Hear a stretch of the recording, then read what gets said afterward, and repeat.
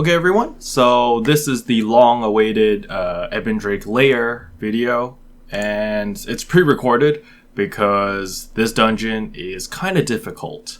So anyway, first of all, obviously you come into the dungeon and you'll be greeted with a bunch of enemies and green scenery and nice stuff. So what you want to do is you want to run all the way to the entrance over here and group up all these mobs and then kill them all together at one go.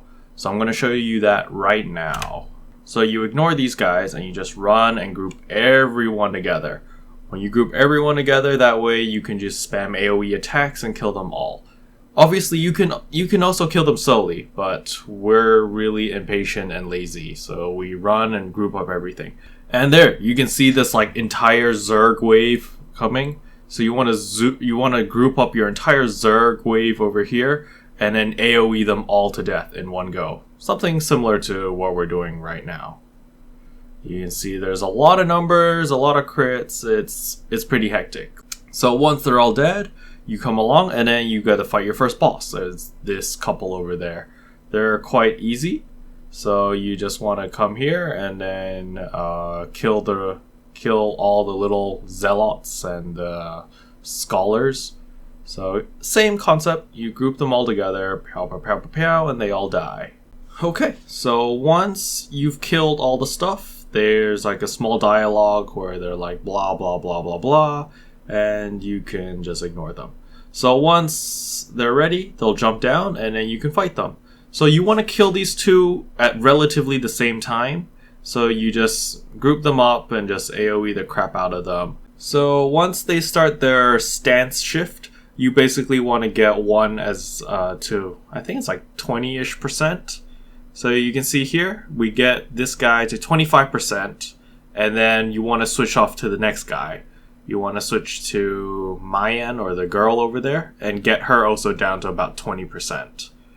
Then once you get them both to 20%, you kill them together. So they're both dead, and then a dragon portal appears, and then you can run in there. So over here, you want to fall down, and then right here, you want to float and fly towards the right side over here, where there's the incinerator manager, and you want to kill this guy. And once you kill him, you can pull that lever that's behind me, this lever, and it will actually burn all the minions down there, like this. It's like, boom, they all die. So once they're all dead, you can just fly across and skip all these mobs. And over here, there are snakes. Snakes are no big deal. You can either kill them or you can sneak past them or whatever. Usually we kill them because we're really crap at being stealthy. So this is the first boss in Ebondrake Lair. So the first thing that you need to know are, number one, there's a poison carrier. So the poison carrier is the person who stands the furthest away, and the boss will grab you and pull you in and give you a debuff, which is the poison. So your job as the poison carrier is to stay as close as possible to the boss for as long as possible. Basically, at a certain point, the boss is going to grab the closest person, and you want to make sure that he grabs the poison carrier, because whoever he grabs, he will like exchange buffs with them, and if you have the poison, you will basically poison the boss and he'll take a lot of damage. And the moment he's gotten the poison, his CC bars over here are going to be open, and then the entire team needs to buy time. So you do either stuns or knockdowns, but just make sure that you need to do it twice, at least twice, in order to buy enough time. If you have a destroyer or a KFM, or a summoner, you can cat pin, or you can you can hold him and just buy time basically. If not, it's okay. You can do stuns, then knockdowns, then stuns again. And then that's really it for the poison carrier. That's all you need to do.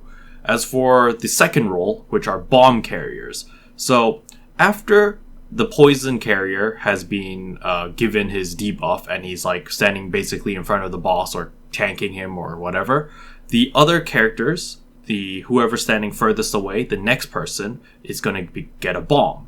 And if you get a bomb, you want to run towards towards the poison carrier and explode next to the poison carrier. This refreshes the poison carrier's debuff.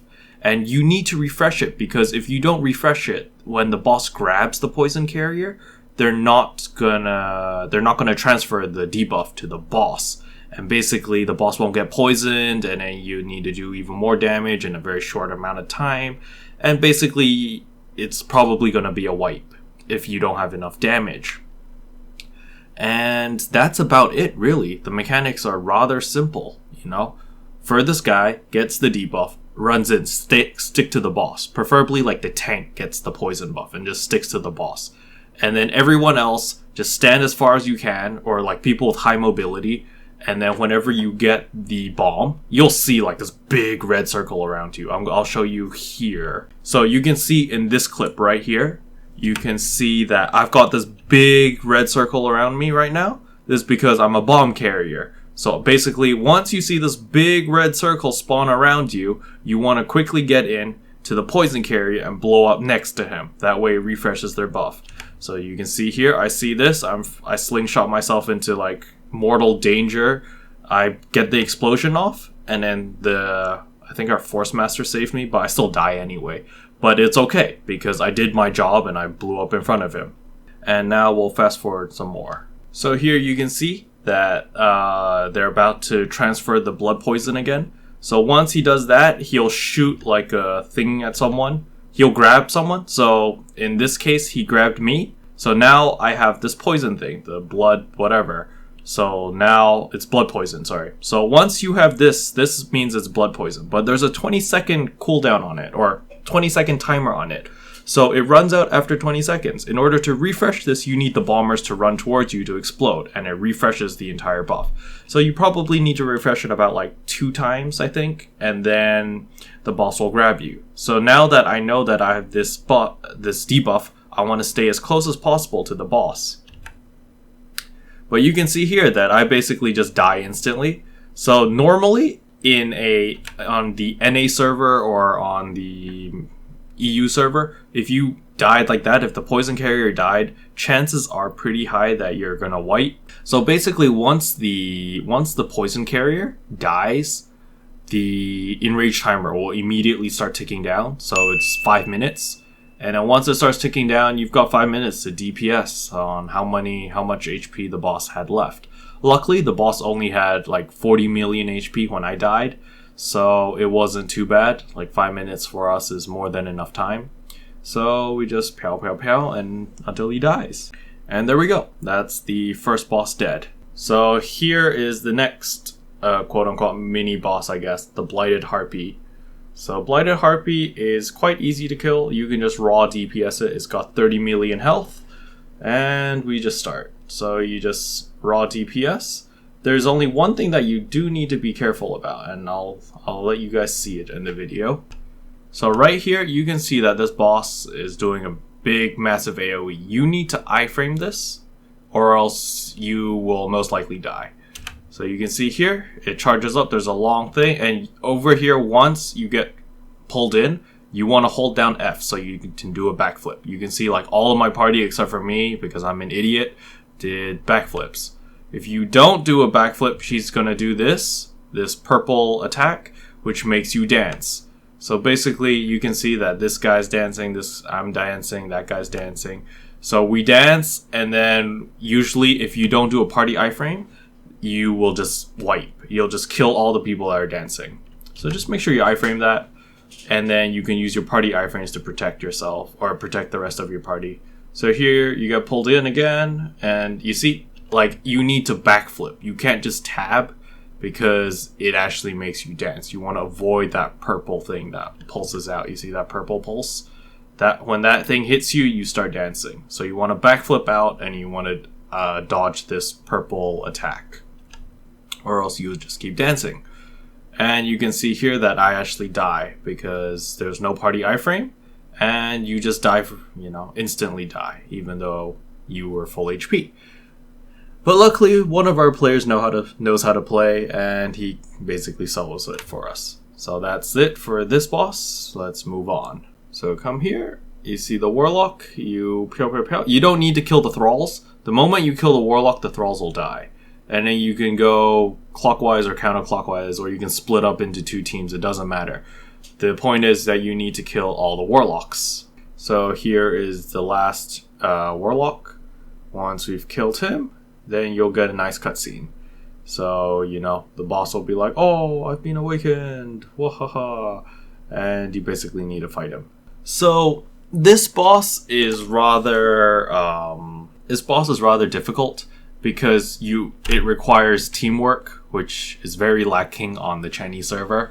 So basically, the two furthest players, whoever's standing the furthest away from the boss, they get sent into the spirit realm. So in the spirit realm, there are summoners standing on each of these 4 corners. So there'll be one standing here, one standing there, one standing there, and one standing there. But you can only see them when you're in the spirit realm. So only the players who are standing the furthest away that get sent there can actually attack these summoners. So the people who get sent into the spirit realm, their role is to kill all of these invisible summoners. So once you kill these 4 summoners, they will drop this ball. So basically they're summoning this ball, which will like give this guy like superpowers.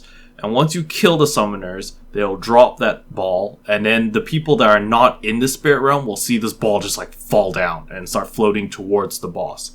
And the players outside need to block, like in Asura, you need to block and then destroy the little ball. So another thing is the people in the spirit realm, they'll see a Zakan. Zakan is the guy from Ebondrake Citadel, the last boss. There'll be like a spirit version of him. Don't worry, he's not as hard as the real, as the regular Zakan in Citadel, but he's got a lot of health. So you want the 2 guys in the spirit realm to kill him. And when you kill the guy in the spirit realm, you'll get this buff. And then after like 20 seconds or something, or 30 seconds when you're in the spirit realm, this guy, he will do a lift attack, just like Zakan, where he lifts everyone and like slams you down and you take a buttload of damage. So when he does that attack, when he starts lifting everyone, if you've killed the Zakan, in the spirit realm, you won't be lifted. You'll get this buff which allows you to stay on the ground. And your job is to quickly run up to the boss with your gap closer or whatever, and you want to knock him down. That's the only way to stop that attack. So first of all, let's do a small recap. First of all, once you get sent to the spirit realm, your first job is to kill all 4 summoners. Once you've killed all 4 summoners, you kill the Zakan together with 2 people. Once you've killed the Zakan, he will start, and you see this boss's CC bars open up, like how it is now. You want to knock down. You want 4 knockdowns. That's why you need 2 people, and you knock him down. When you knock him down, you get sent back to the real world.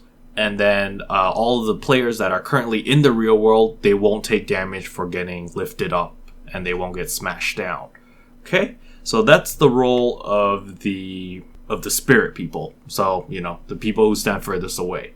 That's job number 1. Job number 2 is for the people that are actually not in the spirit world. All you have to do is DPS the boss to shits and block the little balls that start floating towards him. And that's it, really. So here you can see that he distorts gravity and he's pulling us up.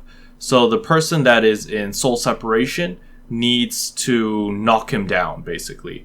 But since I don't think he killed the Zakan, so he's also being lifted up like us. So you can see here, and bam, we all take like a lot of damage. Here, so right after he finished distorting the gravity, you'll see this red circle immediately come out and he'll do like a 5 explosion thing. So just make sure that you have a party iframe or you have a Hong Moon block or something. Probably not Hong Moon block. Hong Moon block will probably still get you killed because you need to block 5 attacks. It explodes 5 times. So you see, 1, 2, 3, 4, 5. So you need a spell or something that can block 5 attacks.